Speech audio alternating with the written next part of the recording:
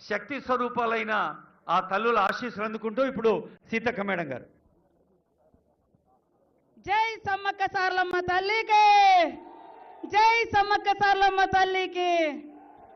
ఈరోజు మన ముఖ్యమంత్రి గారు మరి ఎంతో భక్తి శ్రద్ధలతో ఈ ప్రాంతంలో ఉన్నటువంటి మన తల్లులైనటువంటి సమ్మక్క సారలమ్మ గద్దెలు ప్రాంగణాన్ని పునరుద్ధరించడం కోసం గతంలో ఏ ముఖ్యమంత్రులు కూడా కనీసం జాతరలకు కూడా చక్కగా రాలే గాని ఈ రోజు భక్తుల విశ్వాసం మేరకు, నమ్మకం మేరకు, ఆదివాసీ ఆచారాలు సాంప్రదాయాల మేరకు మరి గద్దెలు గుడి చుట్టూ నిర్మాణాన్ని మరి గ్రనైట్ తోటి రాతితో నిర్మించి 1000 ఏళ్లు సమ్మక్క సారలమ్మ కీర్తి ప్రజల యొక్క భక్తి విశ్వాసాలు వర్ధిల్లాలనే లక్ష్యంతో ఇక్కడికి కొత్త ప్రణాళికతో రావడం జరిగింది.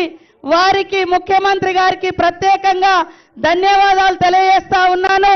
అదే విధంగా జిల్లా ఇన్ఛార్జ్ మినిస్టర్ పూర్తి నిర్మాణ బాధ్యతలను వారికి ఒప్పజెప్పడం జరిగింది. సీనన్న గారికి, సురేఖక్క గారికి, లక్ష్మణ గారికి, వేం నరేందరన్న గారికి, మా వరంగల్ ఉమ్మడి జిల్లా ఎమ్మెల్యేలు, ఎమ్మెల్సీలు, ఎంపీ బలరామన్న గారికి, కావ్య గారికి, పత్రికా మీడియా సోదరులకు, అశేషంగా తరలి వచ్చిన మా అక్క చెల్లెళ్లకు, అన్నదమ్ములకు, మరి అదే విధంగా వేదిక మీద ఉన్న ప్రతి ఒక్కరికి, కార్పొరేషన్ చైర్మన్లకు అందరికీ దయచేసి, ఎందుకంటే సమయం చాలా 11 గంటల నుంచి వచ్చారు కాబట్టి ఈరోజు నాకు ఎంతో జీవితం ధన్యమైంది.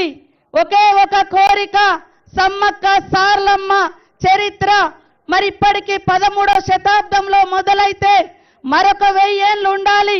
అది ఎట్లా సాధ్యమవుతుందంటే మా సోదరుడు సమ్మక్క సారలమ్మ ప్రతి జాతరకు విచ్చేసినటువంటి నాయకుడు రేవంత్ రెడ్డి గారితోటే సాధ్యమైనటువంటి నమ్మకంతో ఈ రోజు సమ్మక్క సారలమ్మకు ఒకటే కోరుకున్నా, నాకొక్క అవకాశం తల్లులారా అధికారికంగా జాతర నిర్వహించే అవకాశం ఇవ్వండి. మీ కీర్తి, మీ ప్రతిష్ట, తల్లుల యొక్క గొప్పతనం 1000 ఏళ్ళు ఉండే విధంగా నేను అదే విధంగా మా సోదరుని ఒప్పించి మెప్పించి తీసుకొస్తాను ఒప్పుకున్నా.